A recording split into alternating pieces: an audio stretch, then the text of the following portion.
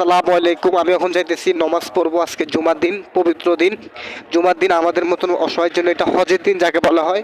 আমি হাঁটতে হাঁটতে জুমার দিনে আজকে নমাজ পড়ার জন্য যাইতেছি। বাসার থেকে গোসল টোসল করি, নমাজ পড়ার উদ্দেশ্যে বাড়ি গেলাম গা। হাঁটতে হাঁটতে গাছপালার দৃশ্য তুলতে তুলতে আপনাদের মাঝে আবারও চলে আসলাম।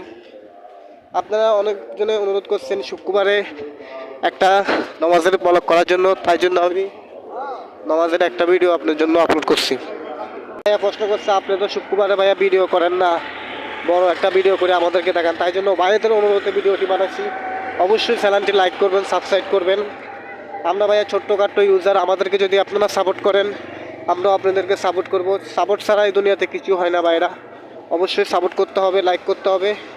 অবশ্যই আপনারা জুমার নামাজ সবাই পড়বেন, কারণ জুমার নামাজ আমাদের মতন গরিবের জন্য এটা হজের দিন, অত্যন্ত ভালো দিন, পবিত্র দিন শুক্রবার।